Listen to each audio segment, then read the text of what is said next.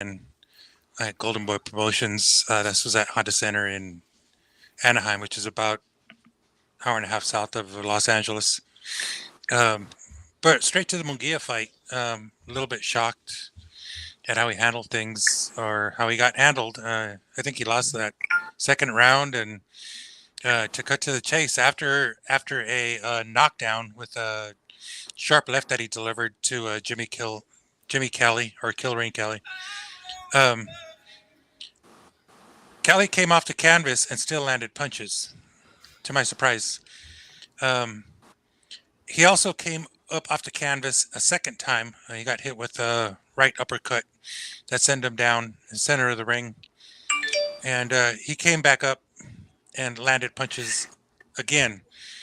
Um, those punches really didn't seem to bother Munguia too much, but nevertheless, he was getting in. Eventually, Munguia finished him off with a third knockdown. That fight was stopped by the ref with a few seconds to go in the round. Overall, the performance for Munguia was probably a CC minus. That might be a little generous. He just took a lot of blows, and I'm thinking that if he's in there with one of the top dogs in whatever division, 160, 168, he better sharpen those skills a little bit more. The defensive skills. You can't be getting hit like that at that level. For sure. And, It's part of his style, part of his flair, but but yeah, I agree with you there. you know what I really want to say is hats off to Jimmy Kelly. He came to win. He came to fight. Didn't quite have the punching power, but was pretty impressive. He made it a fun fight for as long as it lasted. The first 4 rounds were pretty cool. And a lot of people were a little bit shocked to see Munguia getting handled that way. Yeah. How was the crowd there? Oh, it was Honda Center is beautiful. It's like a small Staples Center. It's just not very big. It was once known as the Pond in Anaheim, so Anaheim Ducks and so forth. Really good, excellent venue. No matter where you are in the arena, you've got a good view. So it was pretty nice. All right, and Rob. So, does this fight? Do you now want to see Charlo, or was this enough for you to be like, meh, I don't really care? The problem with that fight is yeah, I want to see it. I absolutely want to see it because I want to see what this kid is really capable of. The issue is that it does nothing for Charlo, being as Munguia doesn't have the namesake yet. So not many people aside from people like us are gonna tune in for it, and I don't even think Charlo will be excited for that type of fight, anyways. You don't think there would be a backing for that fight? I mean, I'm not saying it's like a big money fight, but I think the more strict boxing fans would talk to the common fans and talk them into understanding that this is actually a decent fight. I'm glad you do, because I don't think that. I don't think that at all. Not even a little bit, huh? No, because the kid hasn't fought nobody. Even in fighting Kelly, he had a few problems there. Nobody knows who Kelly is. Come on, man, fight a name. Hell, at least Benavidez went out there and took on David Lemieux, who ain't fought in, 4 years? But at least he had a name. James, was this just a fight that was just set up for him to win?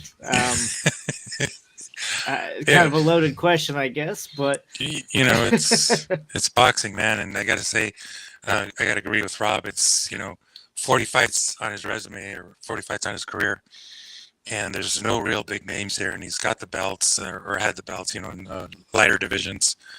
154, he did well. He had some pretty decent wins, but that was 154, not 160, and he's not fighting at 68.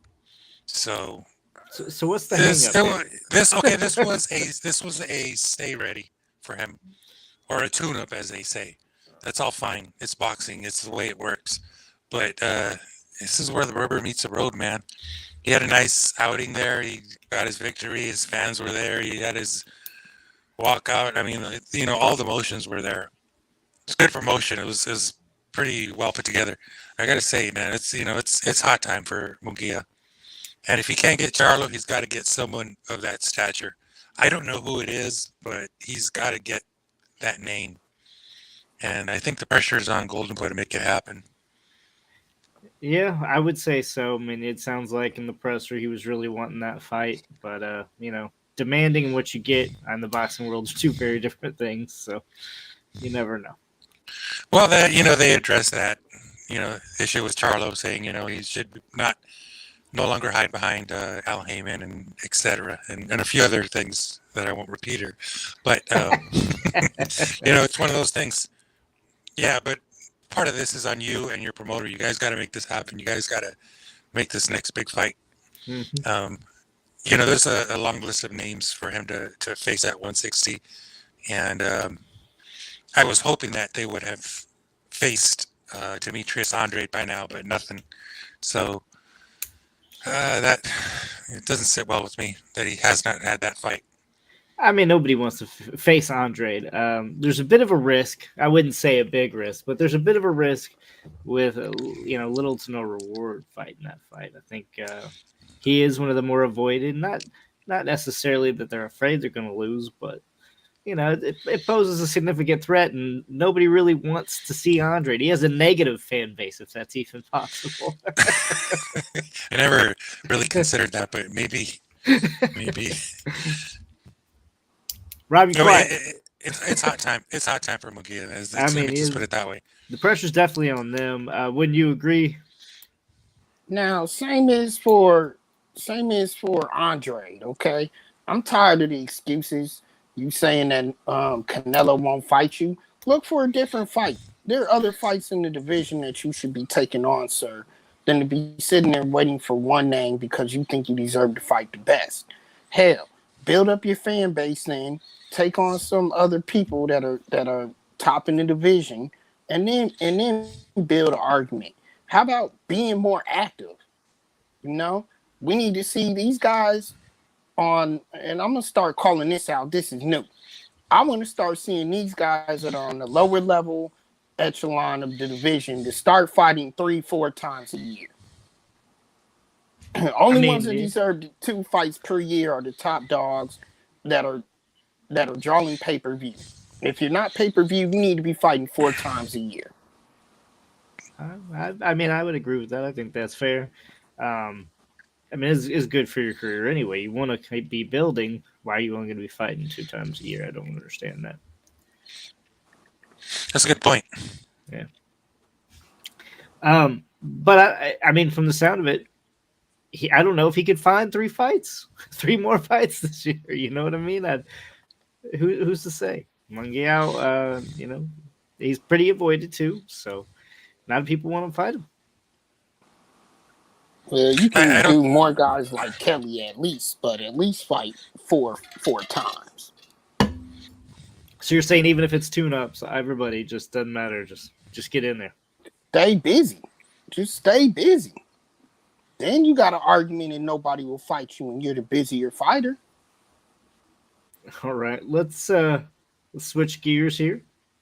Talk about ESPN and the whole Berlanga's bite incident.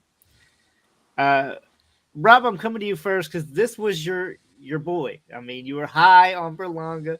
I know it's faded. We talked about that last week. Is your hope for this kid all but gone now? I mean, is the hype train done? Are you off of it? Did you abandon ship?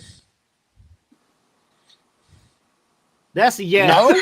That's a long delay. That was a yes, sir. No, he's still winning fights. He's just the kid doesn't got it, man. He don't got it. I can't help but say he don't have it.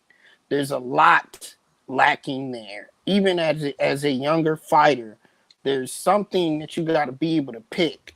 There's something that you got to be able to find out of there that there's hope for the future.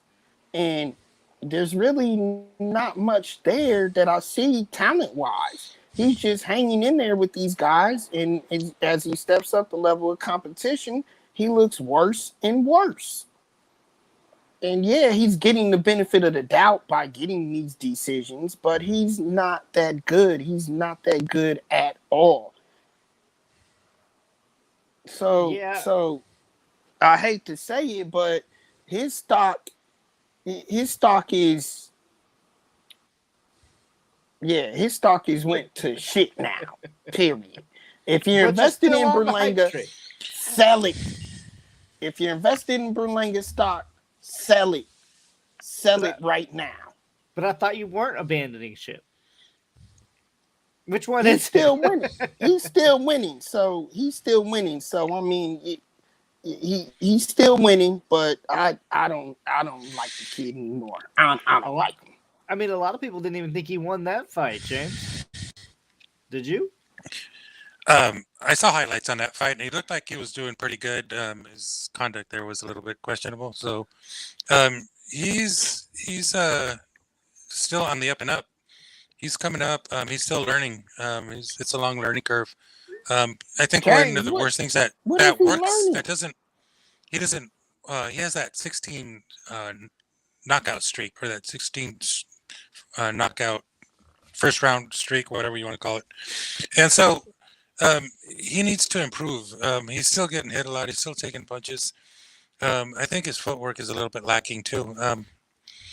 He's just there's big expectations there that he's got to meet, and I don't know. There's got to be some improvements there.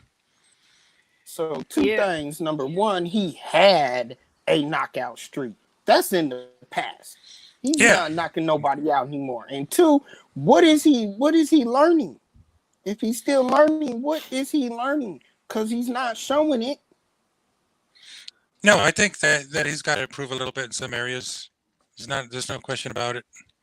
He's got to improve in all areas. My issue with the kid is he's not learning anything.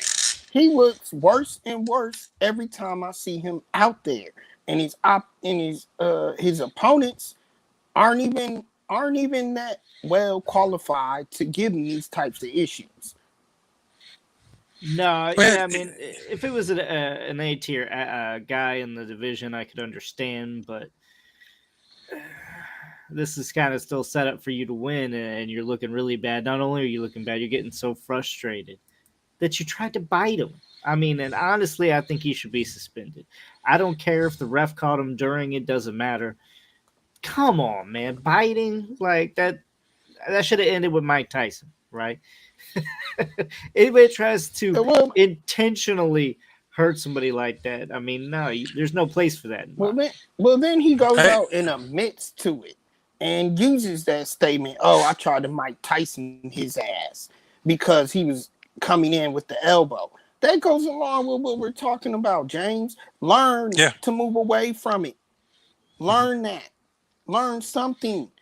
He was completely frustrated. He knew he wasn't going to get any newsworthy knockouts or anything that night. So he did that bullshit to try to get publicity. It was a publicity stunt. He's trying to get put on ESPN because he ain't good enough to get there any other way. I really didn't see it that way. Initially, I thought he was kind of, in a sense, goofing off in the ring and trying to make it look like he was biting. But my understanding was that he wasn't really trying to bite down on the guy. I don't know. Maybe I saw this wrong, but either way, I mean, it's inexcusable if that's what he was doing. It's just there's no room for that. I don't know. I mean, it looked to me like he was trying and couldn't because he didn't have his mouthpiece out. But plus, it seems like it's all done out of frustration in that regard. Yeah. In that case, not very cool. Not a good look. I wanted Berlanga to be, that next guy, but I just don't think it's going to happen. I honestly don't. He's got the backing of a lot of Puerto Rican fans. He's got a good promoter there. He's got a lot going for him. I really don't see him slowing down.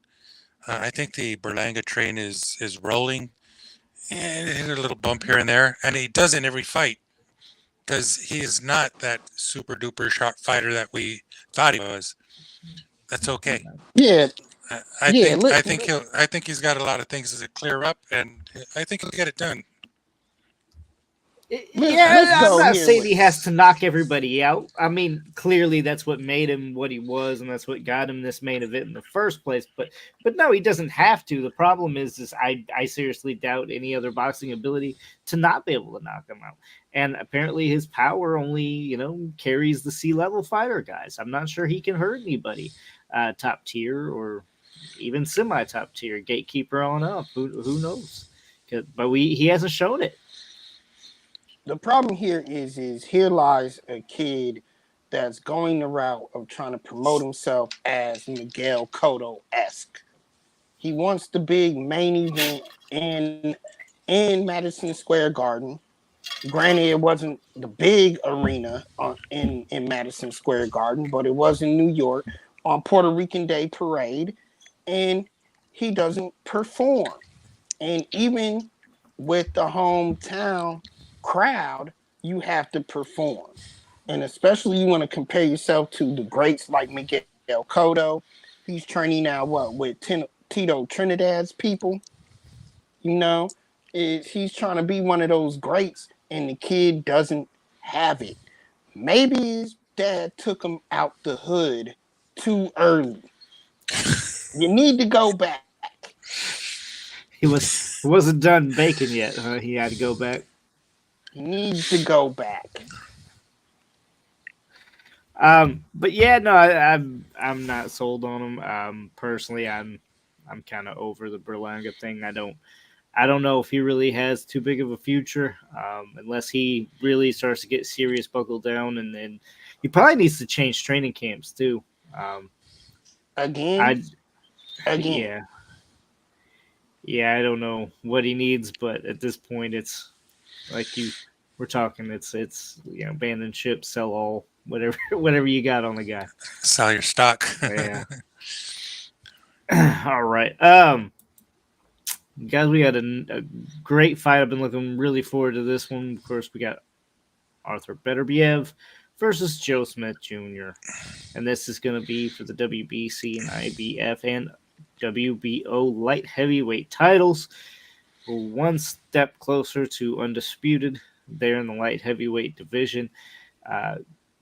Guys, let's go over what you think's going to happen. You got two big power punchers, so anybody can get sparked in this one. It's hard to say really who's the edge in experience. Who would you give the edge in experience to? Beterbiev in this case. It's hard to say because Joe Smith Jr. You fought B-Hop, but I mean that's not a B-Hop that's also nothing to brag about. That was like what 42-year-old B-Hop. So, but Joe Smith Jr. can thank HBO for his experience because he's actually been on this stage when in primetime boxing on HBO, even main event fights over with ESPN. So Beterbiev is really, had to struggle on the cards, getting notoriety anyways. He's always the A side, but he's the A side on what? Foreign television? He really isn't the A side on Showtime. He isn't the A side in a big card on when HBO was prevalent. He hasn't been really big, on big primetime shows on DAZN. You're right. He hasn't really been the A side since HBO. He's been in there with some tough competition. So I give that to Joe Smith. I think he has some more experience being in bigger fights. Okay. James, would you agree? If you look at Beterbiev's fighting style, his resume is pretty good. He's got 17 KOs and 17 fights, so he looks really solid. I've been watching some of his fights or highlights of them as much as I could, and I think that in terms of raw experience, Beterbiev is far more experienced than Joe Smith. He's got over 100 amateur fights, Eastern Europe. That's the way it works there before they turn pro. Um, and it just in sheer terms of boxing ability, it's all Beterbiev here. If you watch Joe Smith versus Dmitry Bivol, and watch that fight carefully on the inside, when they're mixing it up on the inside, I see some things that I really don't like to see in a fighter, and that is for him to hesitate. And some fighters still do this, and it's something that they got to clear up real quickly. They hesitate on the inside, meaning that they brace themselves, hoping not to get punched too hard. I don't know how clear that is, or whether that, gotcha. you know, um, but I noticed that a few times versus Bivol. Not a good thing if you're fighting a guy like Beterbiev, who on the inside is a real killer. And at the end of this one, I think Beterbiev will be 18-0 with 18 KOs. Straight to it, he's probably going to knock him out. Woo. And I'll put some money on that one. Now I that- got 100 That wasn't the bucks whole- I'm trying to get rid of. That wasn't the whole question, but if we go, No. if we're No, going- I kind of stepped ahead If of we're myself there, but if we're going ahead, every now and again, the sun shines on me, and I'm able to pick the greatest upset in the world. That has already happened, though. When I picked Bivol to upset Canelo, I was the only one who did it. I'm gonna be bragging about that all year. But my heart is with Joe Smith Jr. Joe Smith Jr. is a man's man. He's a hard worker. Worked a job on his come up in boxing. Worked a rough and rugged job on the come up while he was still training in boxing. He's been on the biggest stage possible. He's made some money. Had some good paydays. He's had some shots. He's had some downfalls. He's had big time wins for himself, and he's had big time losses. Joe Smith is a true fighter, and that's who you want to see, and that's who my heart is with.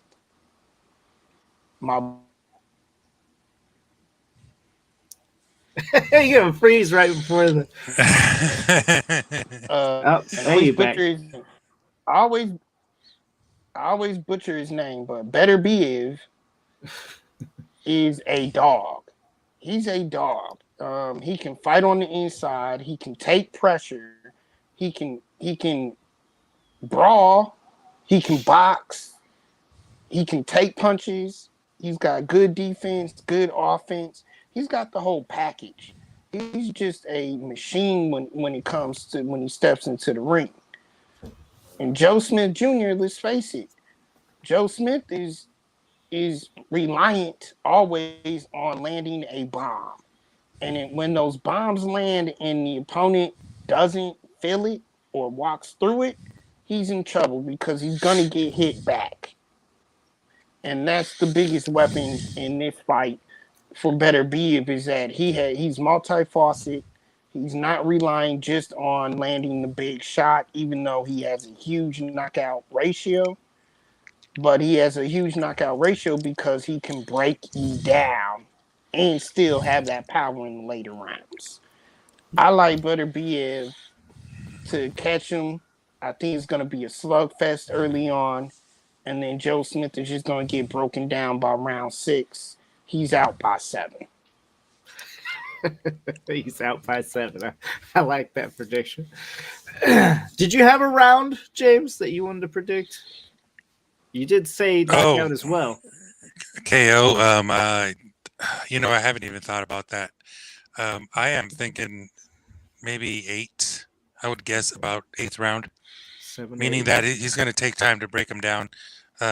Beterbiev, as aside from being a really good boxer, he's extremely tough. And I know that Joe Smith is a tough guy as well. And I know I agree that The guy, he probably eats nails for breakfast. He is tough. Um, if you look at Beterbiev's last fight, he had a very, very nasty cut and continued working until stoppage with that cut over his forehead. It was almost the entire length of his forehead. Well, I shouldn't say length, but vertically. Right. Hard to believe that he continued fighting and just working the body and doing everything that he would do, whether he was cut or not. It didn't seem to shake him. It didn't seem to knock him off track, and got the win. So, yeah, no, I would say probably by the 8th round, he should have that done. All right. I have a feeling we're all going to agree on that. But Rob, I did ask you because you were saying that if somebody can walk through Joe Smith's power, then he's in trouble. The question is, who can walk through Joe Smith's power? Huh? I mean, that's got to be a short list. You think Beterbiev can do that? You don't think Beterbiev would be hurt by anything Joe Smith has to offer? That's the way you make it sound. Unfortunately, he has gotten he has gotten beat before, like I said, and he's gotten beat usually when the guys are able to take his power. And I'm going back to these fights here, like when he lost to. Give me a sec. Let's go back. Let's go back to when he lost to Sullivan Barrera. That one rings a bell to me because Sullivan went toe to toe with him, took a lot of shots, and walked through him, and he was able to beat Joe Smith Jr. But didn't he come back a win? He Lennox Lewis'd him, right? Like he came back and beat Sullivan Barrera in a rematch. No, Sullivan Barrera. No, Sullivan I could have swore Barrera. he rematched Barrera. No, Man, he didn't. He never avenged that loss. He lost to Sullivan Barrera. He's only lost to Barrera and Bivol. Those are the only two losses that he's had, and they both been by decision. But in both of those fights, both of those guys tested the power, and they were able to walk through it and come out not only alive but win the fight unanimous. Okay, but the still thing I want to know is, and I guess both of you can answer it. Can Joe Smith Jr. hurt Beterbiev? Can he hurt him? Because if he can't, nobody in the division can. I mean, Joe Smith's arguably the number 2 heaviest hands as far as Beterbiev being number 1. Yeah, but I don't think he can. I think Beterbiev is a machine, and he'll be able to walk through him. Against Bivol, I mean, if you watch that fight, there was a lot of punches that just threw that he couldn't land the right punches. I think it'll be a little bit more difficult versus Beterbiev because he's dealing with a guy who's got a lot more power. It's going to be rough it's going to be a rough night for Joe Smith if he doesn't land those punches early. If he doesn't establish a good fight, it's not going to look good for him. I don't think it looks good for him now. I just don't think he has the skills to compete with a guy like Beterbiev. I agree with you guys both for the most part. I think Joe Smith Jr. has to have a little bit more distance to be able to get his punches off. Really not that great of an inside fighter, as you both mentioned. And, he smothers himself. So he needs that, distance to be able, and I think Beterbiev is going to be able to smother him and get him out of there. I was thinking earlier than what you guys did, though. You said 7, 8. I was thinking probably before mid-fight. So it sounds like we're all in agreement. The question now, and what we will be talking about, I'm sure, next week, is can we see the undisputed matchup, and who would be your current favorite? Before the fight now, and then maybe after the fight this weekend, we'll have a different say. But who would you guys favor going into a matchup of undisputed should our prediction win? That's a rough one. Bivol is yeah. I mean, it's tough. It's arguably best actual boxer versus best power puncher, and the style clash is going to be one to see. But Bivol is too disciplined to me. Rob, I have to wait. I have you to gonna wait. wait?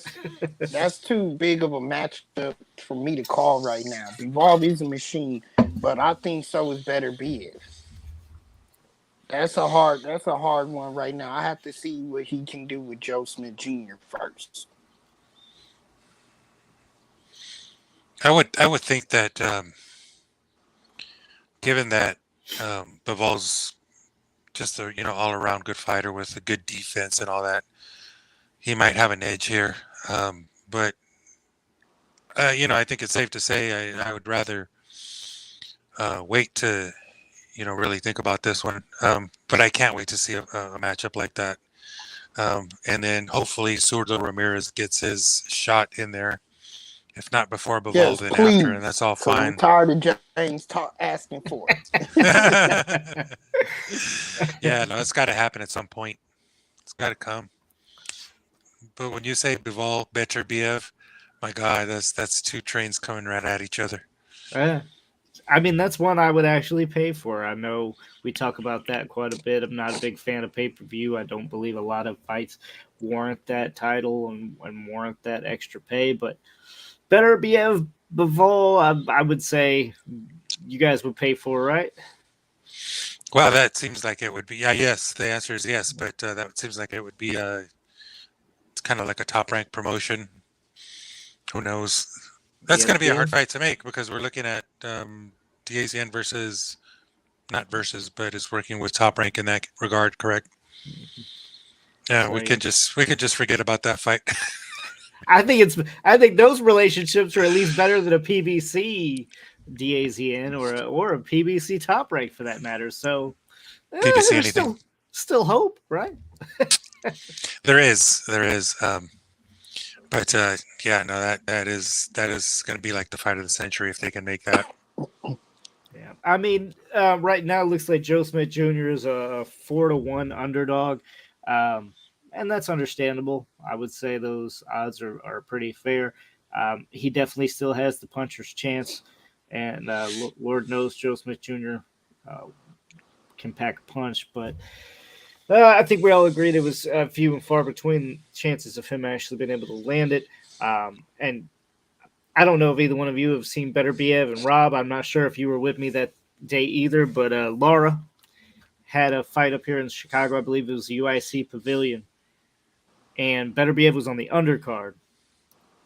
And, I mean, those punches just echoed off of the UIC Pavilion. I mean, it stopped people like that weren't even watching the fight and turn around like, what is that? And I mean that poor guy's insides had to be mush after that fight. Probably pissed blood for at least a couple weeks. So I mean Beterbiev is power that is rare and few and far between. So I think we're all going with Beterbiev by KO. So unfortunately, there's not really much of an undercard though, guys. We got Abraham Nova versus Rosie Ramirez for the 10-round featherweights attraction. But on ESPN, I'm not sure if this is plus. Then we got fights in Mexico as well. But really not a lot to write home about. Unfortunately, it's a pretty lame card. There was one fight on that undercard. I'm trying to think of it that looked pretty interesting. I'm just bringing it up right now, and that is, you know what? It's going to take a minute to find this, but Actually, that's next week. Yeah, no, it's ahead. this weekend. It's this weekend, and that is Saturday, correct? Yep. Well, I'm sure I'll come across it at some point. And oddly, next week it looks like there's more than one title match. Jesus, is none of this going to be on TV? San Antonio, Texas. The Sorung Vasai. Yeah, against Pam Rodriguez. None of that's televised. It's got to be. It has to be. Doubt, The doubt it because of the weight class, and I'm not just being funny. I just doubt that it is. Well, here's why I'm asking. I mean, there is 4 title fights. Like he was saying, it almost has to be, but from what I can tell, it's not. So I'm interested to see. Maybe I just have wrong information here, but well, we got the Sarong Desai match. Ronnie Rios. You got Julio Cesar Martinez versus McWilliams Arroyo. And then you also have Justin McGaskill versus Alma Barra. well, there's MJ Akmedalia versus Ronnie Rios. He's from California. On that same card, Raymond Ford is in there. So, no, this is a DAZN card Oh, okay. broadcast. I would hope so because most definitely. I was scrolling through here and I didn't see any broadcasting connected to it, and I'm like, that is weird. No, it's got to be DAZN, and there's a lot of promotion behind that. The one fighter on the card for the Joe Smith Beterbiev fight is a guy who I find really, really interesting. He's an up-and-comer, and his name is Bruce Carrington. They call him Shushu Carrington. And he's fighting a TBA, and TBA better pray because this kid is really, really, really good.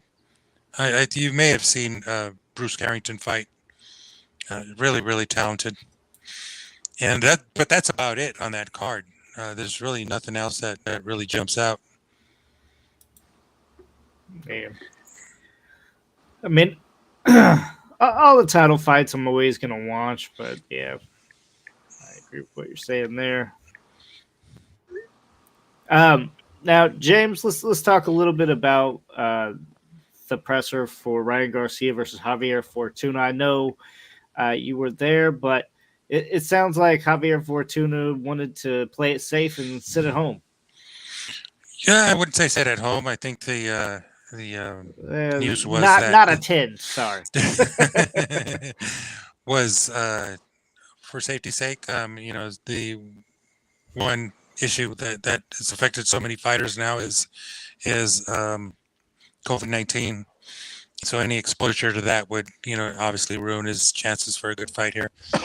And so he's just and focused on his camp, and I'm sure he understands the magnitude of this fight at this point in his career. He's definitely been around the block a few times. He's got some miles on him. And this is a big fight. I mean, Ryan Garcia is big, and this is at Crypto Arena, so it's huge.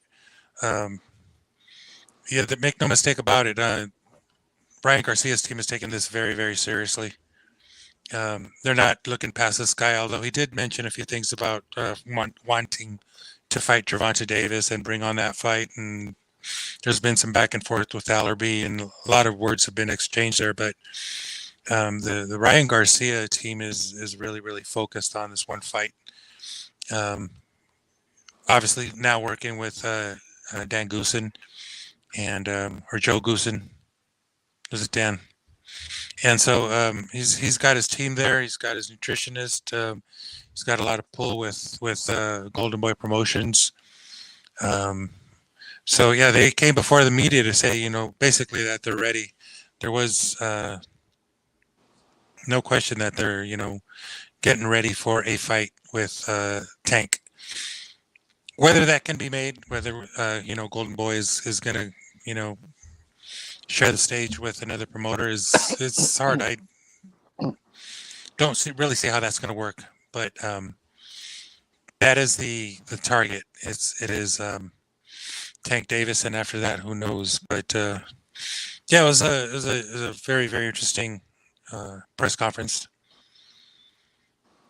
Yeah, I mean, if Tank doesn't re-sign with Mayweather Promotions, I mean, then he can always, be a free agent. It makes it a little bit easier for the deal to get done.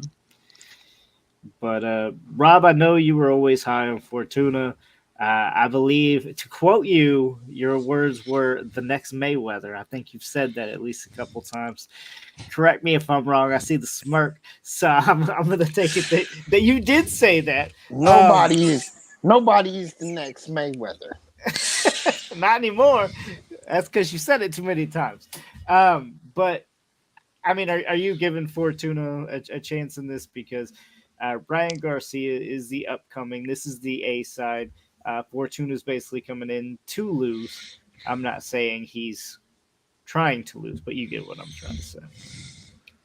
Styles may fight, and Fortuna, the way he fights, he has to be the quicker guy. He has to get the shots off quicker. He has to be first, and he can't do that with Ryan. Ryan is one of the quickest, has one of the quickest hands now that I've seen in a long time.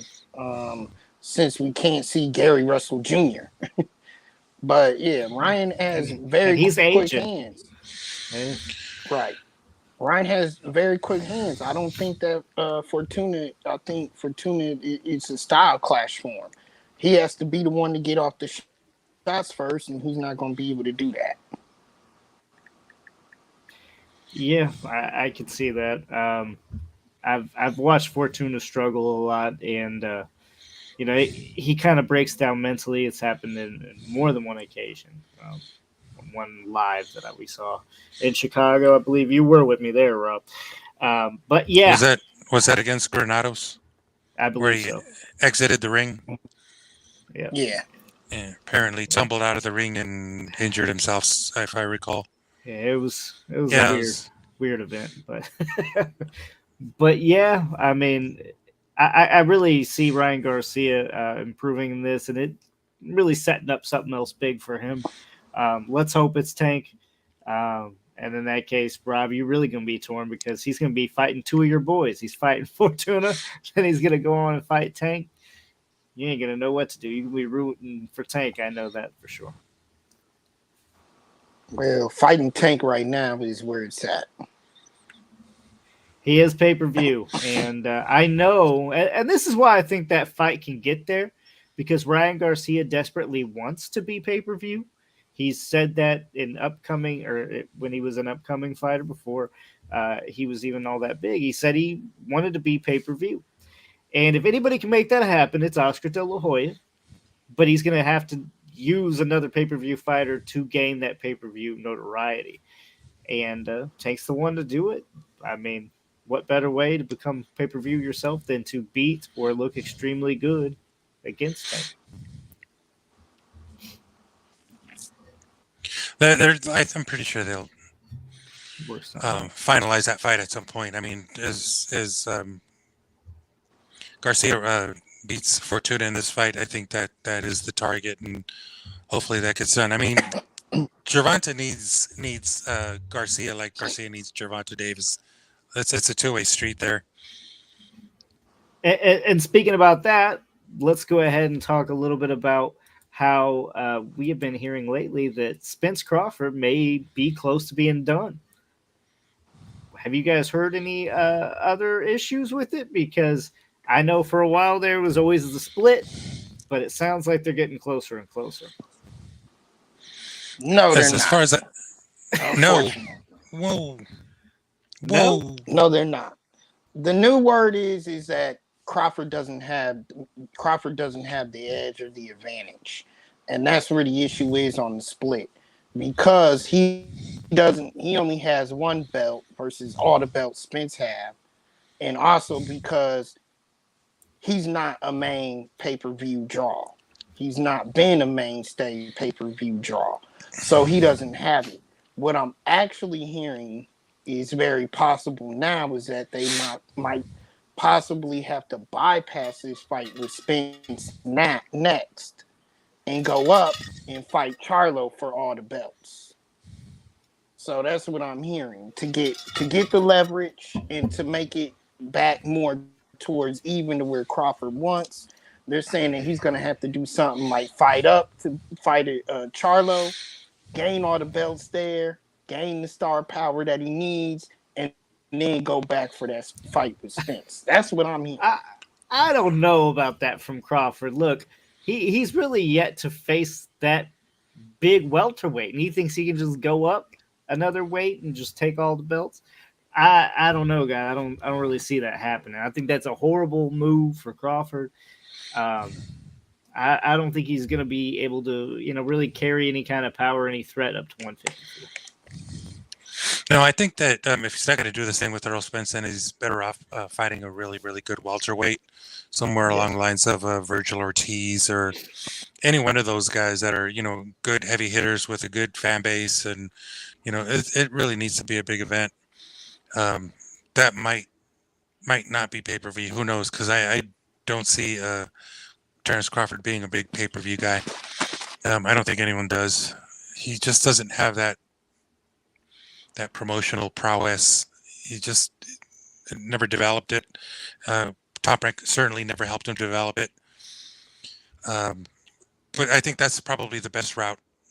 And, if he can win a good fight, I just don't see anything on his resume at welterweight. And I'll go out on a limb here and say, I don't even have him in my top 10. How's that? How is that? How's that possible? I know that guy is extremely talented. But Not based even on your his top 10, right? no, I know he's number one on some people's top 10 with Naoya Inoue number 2 and so forth, and he's not in my top 10. I have not seen him do very much at welterweight, and I don't think anyone has. I mean, he beat Kavaliauskas and he beat Jose Benavidez and he beat a couple other guys at welterweight, and those are not really, really powerful names. I mean, if you roll all those opponents up in one, you might get a good one, but that's about it. He needs a better fight. He needs a better fight at a better opponent at 147 before doing anything at 154 or even thinking about it. Right. And if it's not Errol Spence, it's got to be one of those top dogs. And there's a few out there. I'm thinking, I don't know, Virgil Ortiz or Ugas or. There's a few of them out there, and they're going to be tough matches too. Right. But I think Crawford will beat all of them. I think he's very good. I think he's an extremely good fighter. But he's an anomaly. I don't know. I definitely agree with you. I think he should move on to bigger, better, or maybe not better, but big names too. He fought in Oklahoma. Is it Oklahoma or Nebraska? Nebraska. Yeah, Omaha, Nebraska. That's where he's from. So many. Yeah, he sold exactly. out the place there though. Yeah, but it's in Nebraska. He's not selling out. He's not selling out New York. He's not selling out Las Vegas. He's not selling out. He's in Nebraska. He's got a point. Which is it is Nebraska. I don't know why on God's green earth Bob Arum did that to him. I don't know why. But that's still saying something. That's a different argument because I think Bob Arum has screwed over a bunch of different fighters on his promotion. So that's a different topic. Yeah. But I don't know. I mean, I do think Crawford is good, but I'm one of the people you got to show me. And like we talked about, there's just not enough there from Crawford. In the fight with Porter, I mean, I wasn't still convinced even after that. I think it was stopped too soon. Just face it, you guys he didn't just get hate to him, the so chance to put the ain't never exclamation gonna point. be able to prove it to you. No, I don't. I don't hate him. I don't hate him. I just don't like him. He gets hit a lot. I mean, you got to admit that too, especially early on, Rob. He gets tagged a lot, and when you're already behind against a better class fighter like a Spence or somebody that's just better overall boxing ability, that's a little bit more disciplined and not going to just fall into your hands. What happens then? And we haven't had that answer yet from Crawford. I'm not saying Crawford's not good, but we need that measuring stick to tell if he's great. And he has not yet passed that test. Spence is in the same book. Haters. Call it what you want. No, I mean, what do you guys think? Should he have another fight at welter before he faces Spence? Just to he's probably going to have to. No, I think he's going to have to. I don't think there's enough time to get this deal signed out.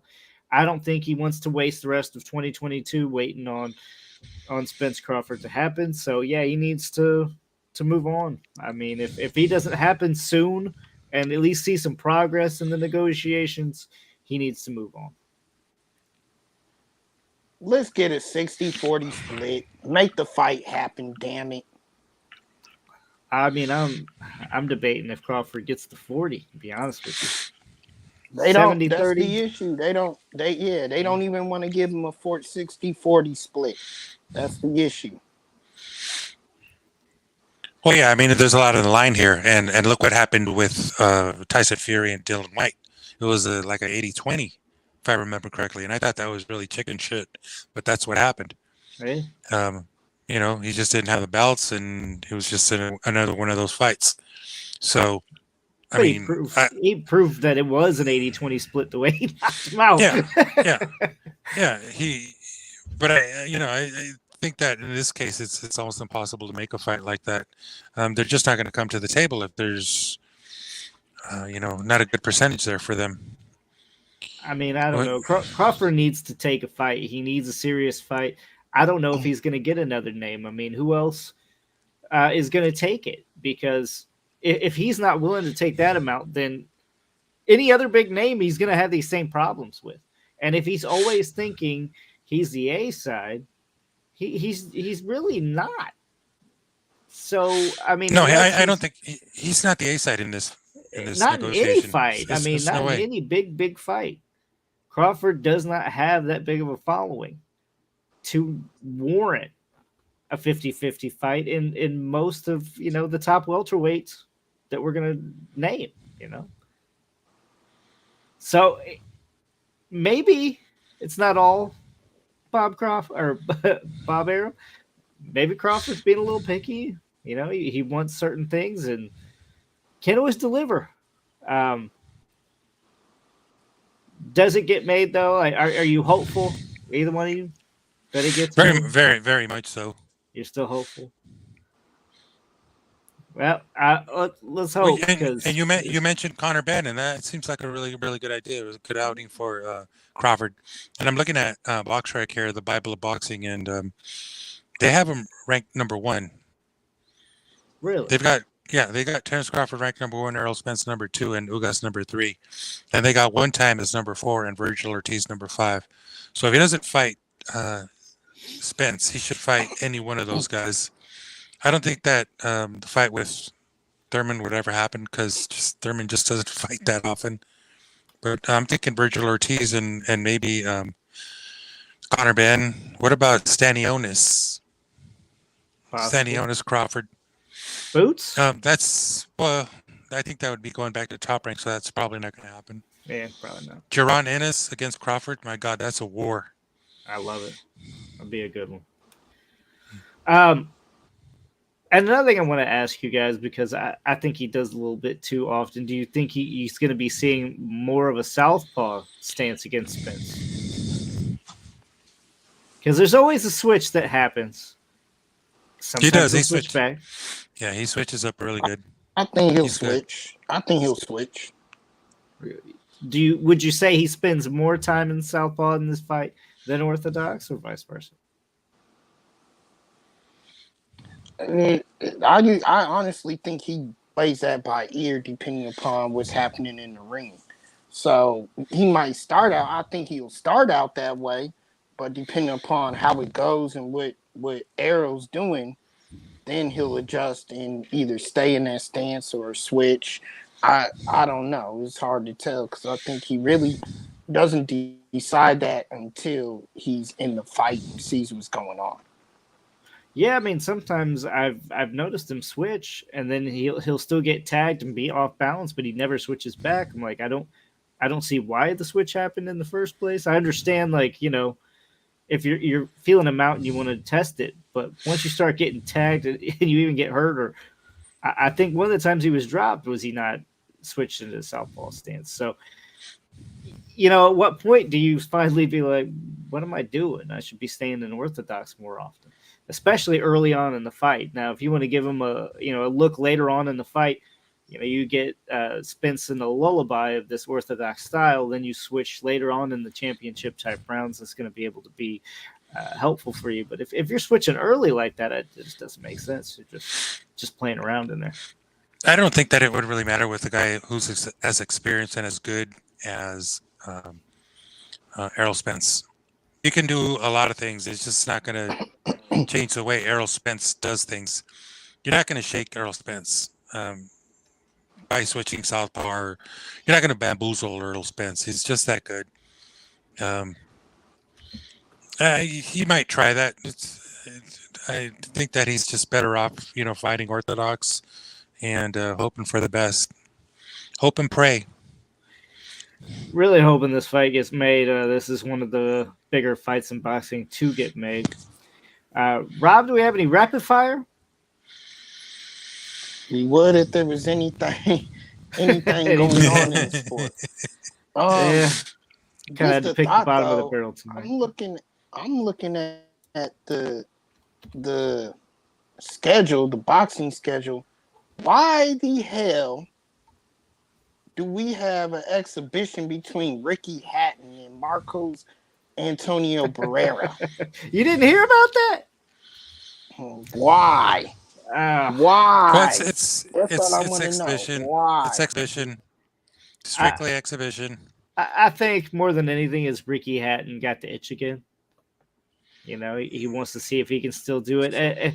I'm not saying he's even trying to be competitive. Maybe this is going towards charity. I hope. No, it definitely is. And basically, what these guys do is they fight with t-shirts on and headgear, and he don't need to fight with the t-shirt on. I've seen him. He's in some good shape. Ricky Hatton.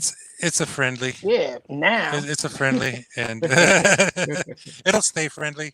Barrera recently fought. God forgive me, man. I don't know, but it was maybe Morales or one of those guys. Yeah, I don't really pay attention to these. He fought recently, and I think it was maybe Orlando Salido. Possibly. He fought somebody, and yeah, Jorge? it is this. Jorge Arce? No, Travieso Who did Arce. Jorge Arce fight? Chavez. He's fought Chavez a few times. Yeah. No, this is strictly funsies. There's no bad blood or anything going on there. It's just strictly charity work. It's a stay busy. Let's put it. Stay busy in retirement.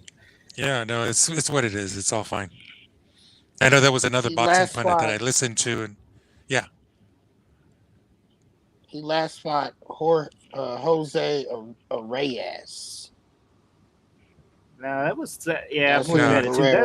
That was 2011. So maybe we're thinking of somebody. Well, this is not listed in BoxRec because it's not a professional bout.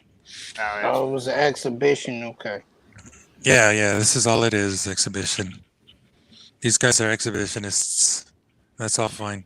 Exhibitionists. Oh man. Yeah, I can't find it. It's gonna bother me now, but I could have sworn was it Soto Carras? I don't know why. Soto Carras, no. I think he has been in a exhibition versus Soto Carras, but it wasn't that wasn't his last, but that wasn't Barrera's last. And I thought that he was expecting to fight. I shouldn't say fight, but to meet Morales in an exhibition. But I don't think that ever happened. There was another boxer that showed up to fight. But no, this is strictly charity work. Yeah, but yeah, I understand how you feel about Ricky Hatton coming back again. I completely understand that. On the undercard of that, though, you got Huey Fury versus Michael Hunter, so get to see what Huey Fury's up to. But yeah, Rick, it's always hard to see these guys want to come back. I mean, I get it. I understand why they do it. Even Mayweather, I get it. But you just want to not see him have to get back in the ring. Well, these guys don't have to by any means. I mean, they made American money and they're living in Mexico on American money. So I think they're doing super duper well. Barrera's family is in business and they do very well. As he grew up not wanting or needing, as far as I know. And so, and then they made all this championship money. So no, Unless they blew it up their nose, and he's not one of those guys. So, no, I think they're good.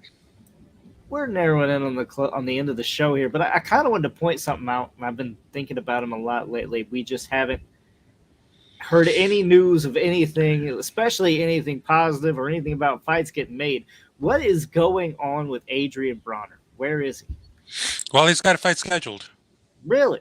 He's got a fight scheduled against a guy from Westlaco, Texas. Does that ring a bell? Okay, Westlaco, Texas. That would be Omar Figueroa. Panterita Figueroa. That's coming up, and that's booked. That's a professional fight. It's in the books. And it may be in Chicago. You can look that up. Really? But yeah, he's got a fight coming up. I mean, it's just been forever since we heard anything. The only thing you seem to hear is like negative, him telling Heyman to keep him busy, and it's the opposite of what happens. I mean, we haven't seen him since February of 21. It's been well over a year now. It'll probably be a year and a half. I'm not sure when that fight is scheduled for there, James. But well, no, he's had a lot of legal issues, I guess, and arrests, and a lot of things going on. But I know that Omar Figueroa is training for this. It's not booked yet. It doesn't show up yet. But yeah, that's the thing. That's coming up pretty soon. And Omar is back in the gym. He's been back in the gym and ready for Broner. I just hope and pray that he's got a boxing style, because I don't know if you recall seeing him fight that weird fight against Abel Ramos, was it? Where he went back to his corner coughing up a whole bunch of blood. He took some body shots that were just the most devastating I've ever seen. He took 3 shots to the rib cage, and that pretty much ended his night. I'm surprised that he actually made it back to his corner. It was that bad. That was a 6-round knockout for Abel Ramos. He lost his previous fight against Yordenis Ugas as well. That's Figueroa. So 28 wins, 19 KOs. He's got a decent record. We'll see what Broner does. They're fighting at 147. all right. Initially, when I heard about this fight, it was listed at 140, and I'm like, "There's no way these guys are fighting at 140." Especially Broner, he can barely make 147. So Yeah, right. no, but it is booked. It is booked, and it is coming to you at 147. I wish I had some more information on this fight as to where it's going to be or what card it is, That's good. or who's the broadcaster. But I just don't have it in front of me. I hope Chicago does get it, because I would love to see it. I'll go up there for sure to check that out. But definitely, everybody stay tuned to us for all of that and other boxing stories here at Heavy Bag Boxing. And then, of course, Tough Talk, which airs every Tuesday night, 9 p.m. Eastern, 6 p.m. Pacific. Thank you all for watching, and have a good night.